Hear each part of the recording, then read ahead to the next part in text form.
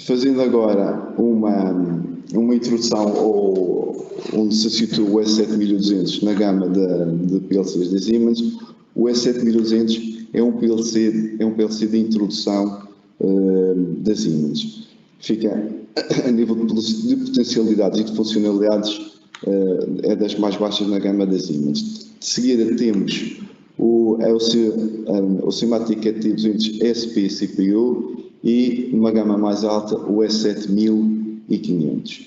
Aqui neste slide não aparece nem o S7300 nem o S7400, porque o S7400 e o S7300 tendem a ser descontinuados por parte da Siemens. Daqui a 2 anos, sensivelmente, a Siemens vai começar a descontinuar estes produtos. E o 1500 substitui o S7300 e o S7400. Eu vou fazer uma breve introdução do hardware do S7200. Portanto, neste momento, o S7200 é composto sensivelmente por 5 CPUs, o 1211C, o 1212C, o 1214C, o 1215C e o 1217C. Dentro de cada um destes CPUs temos diversos tipos de alimentação e de saídas. Temos DC, DC, DC, AC, DC, relé e DC, DC, relé. O primeiro DC significa a alimentação, portanto significa que se for DC é uma alimentação a 24 volts, se for AC é uma alimentação em corrente alterna 220. O segundo DC, significa que são entradas a 24 volts. E o terceiro, DC ou relé, significa que as saídas ou são a transistor ou são a relés a 24 volts, no caso deste caso será DC. Refiro ainda que o 1211 não permite expansões, o 1212 permite 2 expansões e o 1214, 4 expansões, tal como os restantes de S7200. A grande diferença que existe entre eles é o número de entradas e saídas que têm no CPU base, não é? E entre o 1214 e o 1215 e o 1217 para além da memória que o 1215 e o 1217 têm, o 1215 e o 1217 têm um switch, portanto, têm 2 portas RJ45 e também têm 2 saídas analógicas. Refira-se que todos eles têm 2 entradas analógicas em tensão. Depois ainda temos aqui alguns 2 CPUs, o 1214 e o 1215 FCs. Aqui o F significa fail-safe, ou seja, são CPUs que são próprios para programas de segurança. Eles são muito facilmente identificados relativamente aos outros por esta borda laranja, por este recanto laranja, amarelo que tem na parte lateral dos CPUs. Vou fazer uma breve apresentação das cartas que existem. Portanto, todos os CPUs, sem exceção, permitem 3 cartas de comunicação à sua esquerda. E aqui temos cartas de RS232, RS422 e o 485, da ASI e por aí fora. Também temos várias cartas de comunicação, como seja o GPRS e outras. Temos também para módulos de telecontrole ou telemonitoração aqui à esquerda. Passo agora a uma breve apresentação dos módulos de sinal. Temos cartas de saídas digitais, entradas digitais, a mesma coisa para analógicas. Temos, por exemplo, cartas só de entradas digitais de 8 ou 16, ou somente de saídas digitais de 8 ou 16, ou um conjunto, portanto, de 8 entradas e 8 saídas, ou de 16 entradas e 16 saídas digitais. Também temos ainda cartas próprias para 220, a relé, que é este caso que aqui está especificado. Por sua vez, a nível analógico, temos cartas com 4 entradas analógicas, 8 entradas analógicas. Temos também cartas para RTDs, ou seja, termopares, PT100s. Temos para termopares e outro tipo de cartas, por exemplo, com melhor resolução. Temos aqui esta que são de 14 bits, enquanto estas daqui de cima são de 13 bits. Bem, temos os signal boards. Os signal boards, ou placas de sinal, são placas que se encaixam na parte superior do CPU e servem para incrementar, aumentar o número de entradas ou o número de saídas num número relativamente limitado. Neste caso temos de 4 entradas, temos de 2 entradas, também aqui 2 entradas, temos 2 entradas e de 2 saídas, temos de entradas analógicas, saídas analógicas, para termopar ou para termorresistência, como sejam as PT100. Refiro que aqui, neste caso, há uma carta que permite 5 volts de entrada. Isto poderá ser útil, por exemplo, para o controle de motores passo a passo, em que os drivers aceitem o controle do drive sejam 5 volts, e é escusado muitas vezes de introduzir uma resistência para a quebra da tensão para obtermos os 5 volts à saída. Vou apresentar um breve vídeo onde, de um modo muito sucinto, é apresentada a gama do S7200. Para quem ainda não teve nenhum contacto visual com ele, é excelente vermos. Portanto, aqui é uma apresentação geral. Aqui fazemos uma apresentação das ligações. Estão a ver aqui, é aqui que se insere o signal board. E aqui são os moldes de sinais. Portanto, são os moldes de sinais, são sempre encaixados à esquerda, à direita. À esquerda são os moldes de comunicação. E aqui é os CPUs de segurança, como estão a ver, são identificados por estes rebordos amarelos. Todos eles têm entradas rápidas, todos os CPUs têm entradas rápidas, assim como saídas rápidas, por exemplo, para controlar os motores passo a passo. São nativos em Profinet, ou seja, eu posso, apesar de estar limitado ao número de expansões, eu consigo introduzir mais, com IOs distribuídos, aumentar a capacidade de entradas e saídas digitais. Ia passar agora à apresentação do software do TIA Portal. Eu já abri o TIA Portal aqui para não perder muito tempo com a abertura do programa, e normalmente inicia-se com esta apresentação. Eu aqui, esta vista do TIA Portal é o Portal View, onde eu faço a gestão do meu projeto geral. Portanto, crio projetos, apago projetos, insiro dispositivos, como seja consolas, PLCs, drives.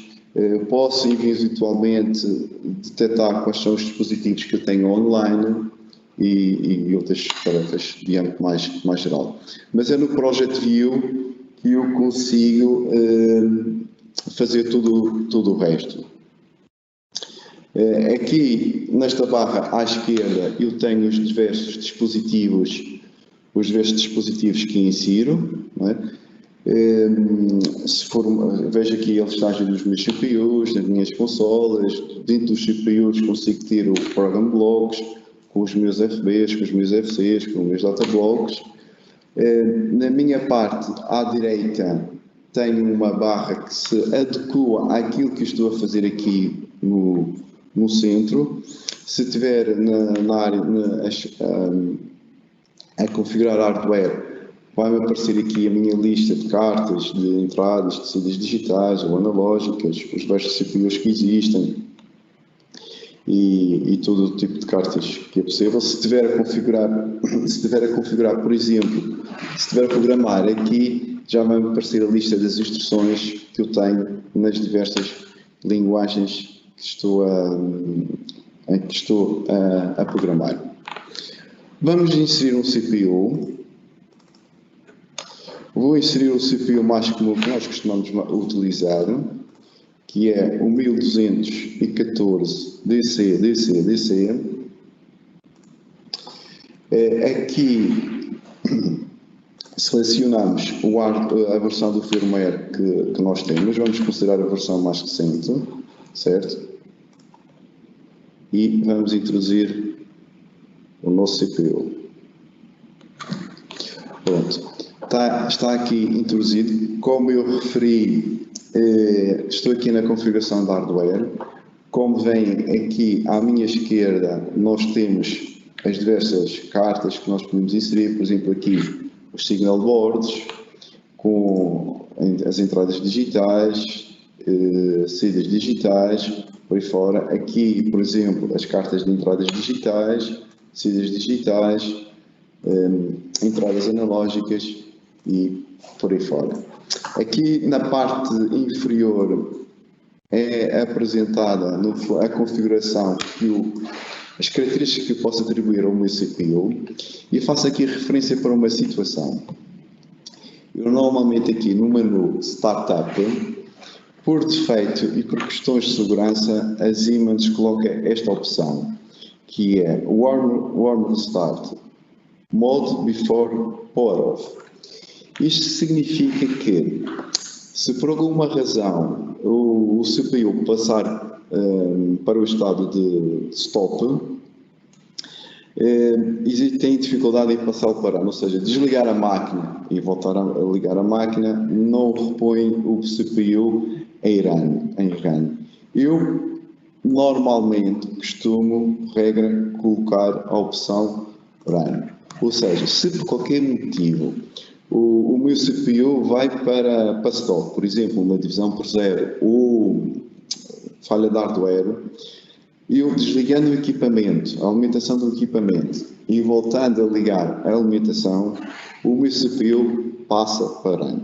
Eu julgo isto ser importante porque muitas das vezes um equipamento, uma máquina poderá ir, por exemplo, para o estrangeiro, para algum cliente que não tenha o TIA Portal, e se este problema ocorrer, eles não têm uma maneira fácil de colocar a máquina em RAM, o CPU em RAM. Tem que ser com uma ferramenta como o TIA Portal. Portanto, tem que trazer o computador, ligar-se ao PLC e fazer, através do TIA Portal, o RAM ao CPU. Fica aqui esta nota que eu julgo ser muito importante para os vossos projetos. Aqui em cima nós introduzimos o IP do PLC, correto? Eu vou deixar ficar assim, não vou mexer, fica assim por defeito, e vamos fazer um pequeno programa exemplo. Vamos programar um arranque direto, ou seja, um motor que só gira num sentido mediante um start e um stop. Temos aqui no meu lado esquerdo o circuito de potência, que tem um disjuntor magnetotérmico, tem um contactor que faz ligar o meu motor M2. Pronto. Estou aqui, agora vamos tentar programar um arranque direto. Aqui à esquerda eu tenho o circuito de potência, que tem um magnetotérmico, tem um contactor e temos um motor. À direita temos o circuito de controle, ou seja, tem o contacto do disjuntor magnetotérmico, que está em série com uma botoneira de stop, será o meu S1, será o stop, normalmente fechado, que está depois em série aqui com um com a botoneira de Start, o S2, e o contacto do KPM1, que é o do nosso contactor, para fazer a realimentação. Esta realimentação tem por objetivo conseguir dar um impulso no Start, que após ligar o KPM1 eu posso largar o Start, mantendo o KPM1 acionado. Vamos então fazer isto aqui no nosso programa. Vamos abrir aqui o nosso main, o nosso OB. Vou inserir o primeiro contacto, novamente aberto, do meu disjuntor. Vamos considerar que é a minha entrada I0.0. Depois vamos inserir o nosso S1, que será o stop. Vai ser I0.1. E finalmente vamos inserir o S2, que será o meu start. Mas será a minha entrada I0.10. E vamos ter a nossa saída, vai ser o nosso contactor, o nosso motor. Eu introduzi diretamente os endereços e, como repararam, por defeito ele criou nomes standard tag 1, tag 2, tag 3 e tag 4. Isto não nos diz muito. Vamos então fazer o rename da variável. Este será o meu disjuntor, certo? Este será aqui o meu stop.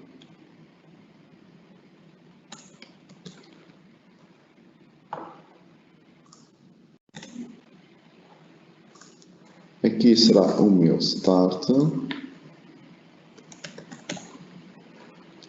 E finalmente aqui a minha tag 4 será o motor.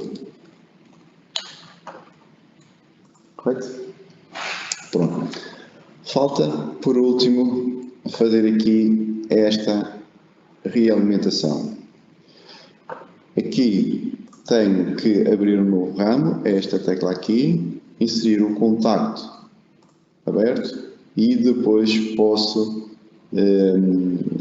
puxar este modo. Repare que ele apresenta onde é que eu posso fazer as ligações. Esta é uma network simples, mas se fosse uma network um pouco mais complicada, ele apareceria estes vários símbolos verdes onde poderia ligar este contacto. Então vamos pôr também. Repare que ao começar a escrever, ele apresenta as variáveis que se iniciam pelas letras que eu estou a escrever. Portanto, neste caso será motor. E aqui já defini estas variáveis. Onde é que elas surgem? Elas surgem aqui. Portanto, os meus PLC tags ficam disponibilizadas aqui. Então, portanto, eu aqui também posso criar outras tabelas de variáveis. Por exemplo, posso criar uma tabela de entradas só para uma tabela de variáveis só para entradas, uma tabela de variáveis só para saídas, outras, por exemplo, de analógicas, de entradas analógicas ou de entradas saídas, pronto, conforme eu queira estruturar o meu programa.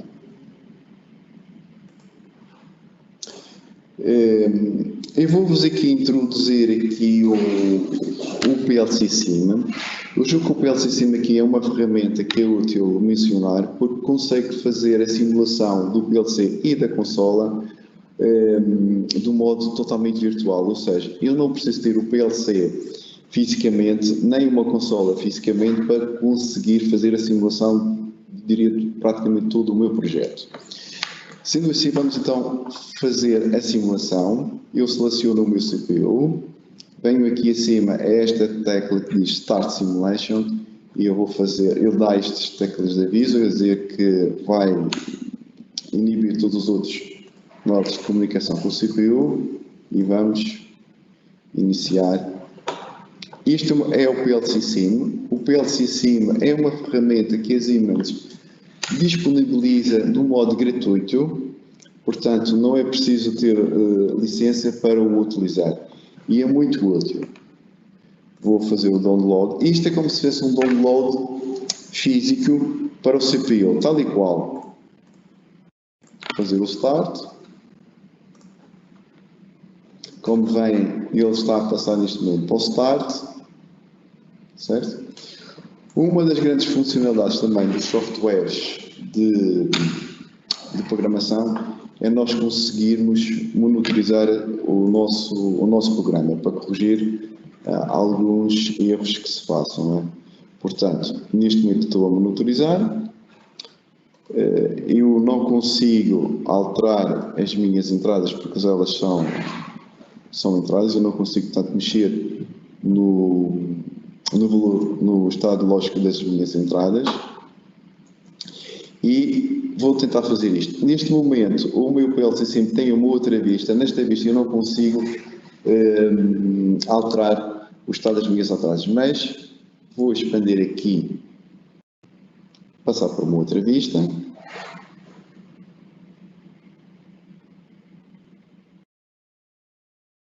Agora um bocadito, pronto. Aqui temos a outra vista do PLC Sim. Vou criar um projeto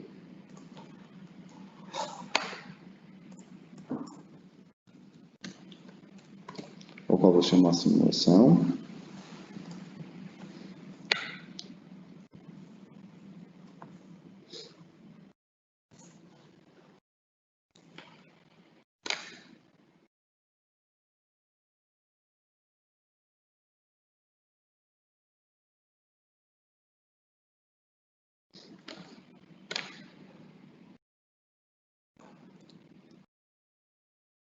Está criado, demora um bocadito. São softwares relativamente que requerem.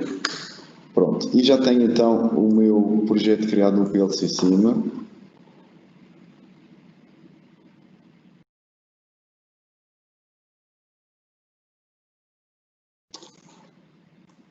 Está aqui.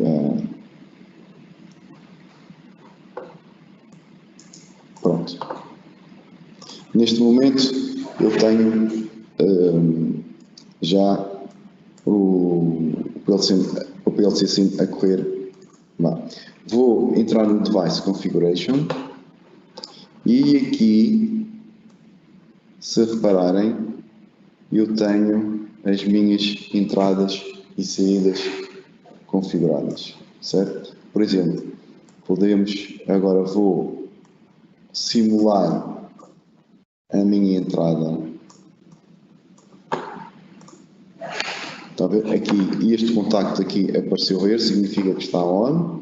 Vou ligar o meu stop, porque o meu stop é novamente fechado, tem que estar ativo. E vou dar start ao meu motor. Pronto. Posso ligar agora start, porque esta realimentação segura-me, não permite desligar o motor. Certo? Pronto. Assim fiz a apresentação da ferramenta do PLC Sim. Vou continuar novamente, vou agora introduzir uma consola, uma HMI. Vou introduzir aquela que é mais comum, ou uma das mais comuns, que são uma KTP 700. Tem que ter aqui o cuidado de selecionar a APN. APN porque tem acesso por Profinet ou por Ethernet. Se fosse isto aqui seria por Profibus, mas o E7200 é nativo em Profinet. Vou então inserir a minha consola.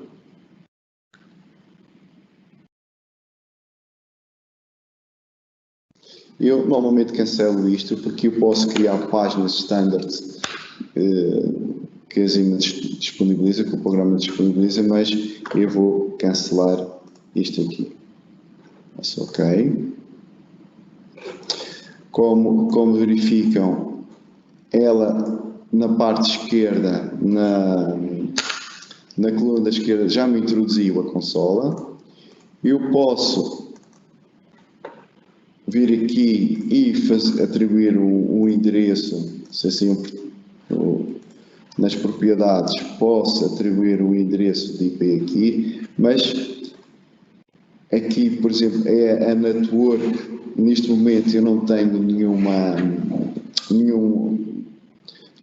comunicação, digamos, entre o meu PLC e a minha consola. Eu posso fazer isto de uma maneira manual, digamos assim. Ele agora está online no meu CPU, por isso eu não consigo passar para offline. Eu consigo fazer isto de uma maneira, vá lá, passo a passo, não é?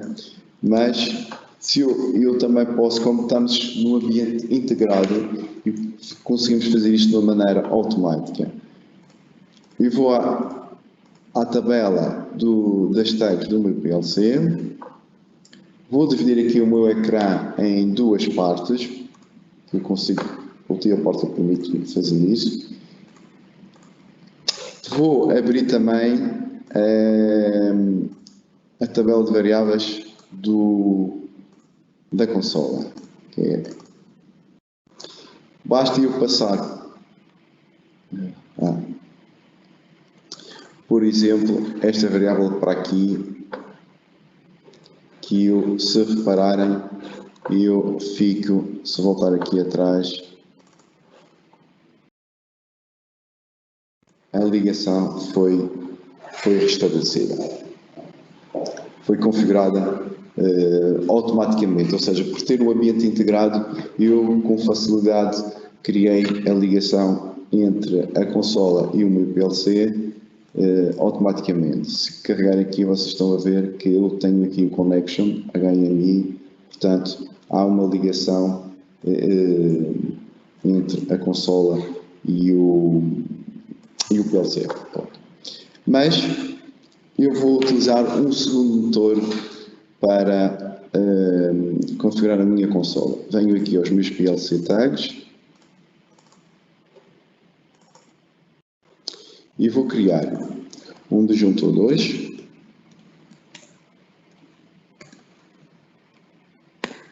que pode ser o I03, porque o I02 já está ocupado.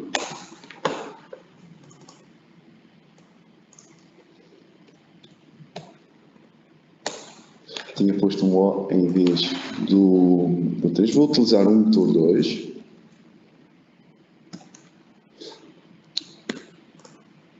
Que será o Q0.1.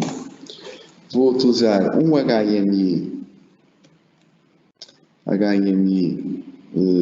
motor, por exemplo, que é para fazer um HMI start, para fazer o meu ligar e desligar do motor. Pode ser, por exemplo, um M10.0, vamos supor. E finalmente uma variável que me dará o estado do motor, se ele está ligado, desligado ou eventualmente em alarme, que vai ser o estado motor 2, por exemplo, que vai ser um int, e aqui vou supor que seja um MW20.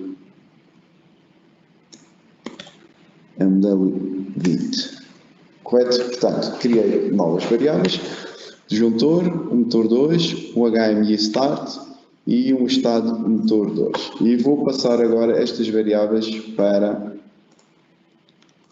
a minha consola. Pronto. Já tenho aqui as variáveis no lado da minha. Agora vou programar um ecrã, um simples ecrã, para poder fazer o start e o stop do meu motor. Venho aqui aos ecrãs e vou inserir um botão.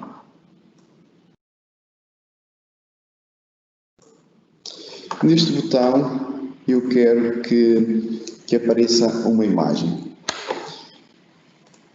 Digo que é um gráfico, não um gráfico list, é meramente um gráfico, e venho aqui selecionar qual é o gráfico que eu pretendo. E venho dizer que é, por exemplo, ligar.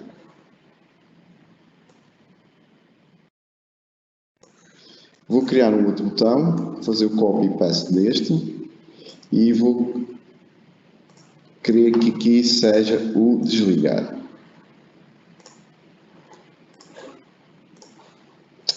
Correto?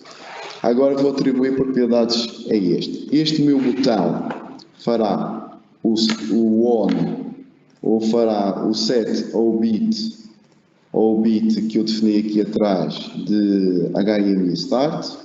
Portanto, aqui este. Quando eu faço o press, seleciono aqui edit bits, set bit.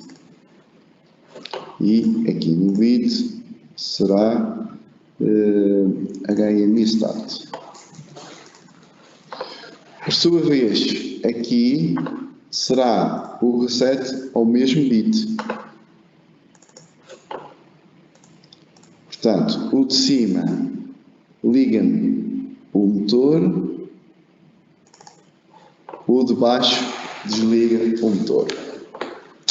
Agora, quero fazer a apresentação do estado do motor. Posso vir aqui e posso selecionar isto aqui que diz Graphic IO Field. Pronto. Aqui seleciono qual é a minha variável, digo que é o estado do motor 2 e ele pede-me aqui o Graphic List. Neste momento ainda não criei o Graphic List. Vamos aqui então ao Test and Graphic List, criar a minha Graphic List. Tem aqui ainda a separação Text List, Graphic List. Vou utilizar o Graphic List. Vou criar um Graphic List, por exemplo, estado motor, valor range, portanto, significa que, consoante o valor da variável, eu vou apresentar determinada imagem e aqui vou especificar as imagens e os valores que eu pretendo. Quando está a 0, vou considerar o motor desligado e venho aqui selecionar a imagem que eu pretendo. Ainda não está incluída no meu projeto, vou inseri-la.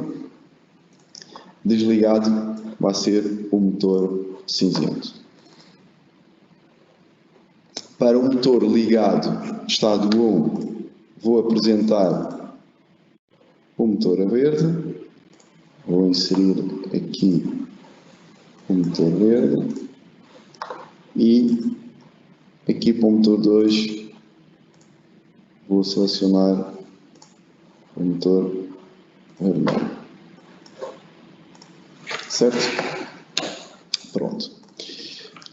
Do lado da minha consola já está, ainda falta vamos regressar ainda ao ecrã e aqui falta só dizer qual é a Graphic List. Pronto. Para já temos um programa simples de monitorização. Vamos aqui agora ao nosso CPU. Aqui posso atribuir um nome à minha network. Eu refiro aqui que o nome das variáveis, os comentários, os nomes da network e os comentários das networks, quando se faz o download, isso também se faz o download dos comentários e dos nomes. Isto é importante, porque ao fazer o upload, todos estes nomes, todos estes comentários também ficam registados no upload do CPU. Vem agora, este aqui pode ser o motor 2 e vamos programar então o nosso motor 2. Primeira coisa, sempre que eu tenho o disjuntor desligado, eu tenho que fazer o reset ao meu comando. Ou seja, se por qualquer motivo o disjuntor está desligado, eu mesmo na consola de ordem para ligar o motor, ele não pode ligar. Então, sendo assim, eu tenho que dizer aqui que é disjuntor.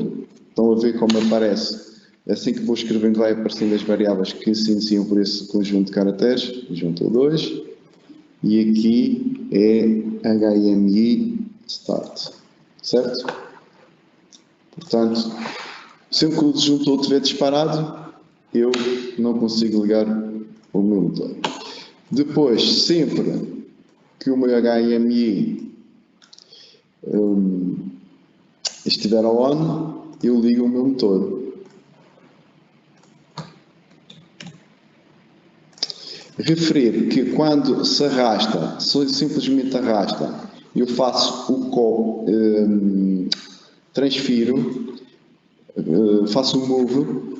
Se arrastar, clicando no control, eu faço o copy. Certo? Agora falta programar o estado do motor. Ou seja, programar para mostrar a imagem cinzenta caso o motor esteja desligado, para mostrar o verde quando está ligado e para mostrar vermelho quando há o disparo do disjuntor ou outro alarme. Neste caso, quando ele está desligado, pronto, desligado, eu vou considerar que o disjuntor está ligado. Portanto, o disjuntor está no estado de ligado, não há alarme, e vou considerar o motor desligado. Tanto pode ser o motor 2, como pode ser HMI start, na medida que um é igual ao outro. Eu vou considerar o motor 2. Para fazer o copy, arrasto com o control copy. E vou fazer o move, a instrução move,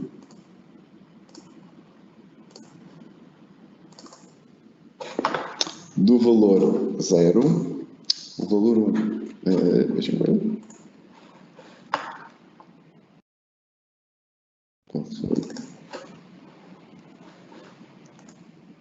Pois é, o valor 0 para HMI estado motor 2, assim que é. Vou agora fazer, quando o motor está ligado,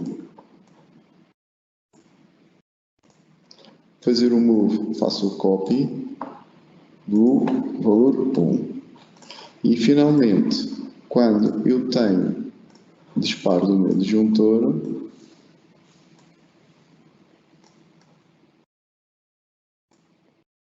fazer o valor 2.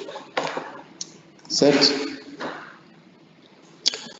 Vou fazer um download para o meu CPU, que neste momento ainda é o PLC Sim.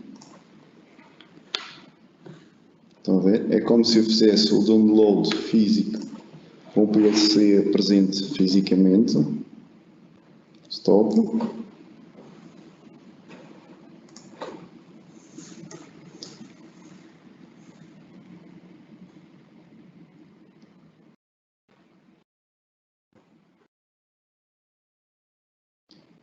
Isto não está PLC Sim.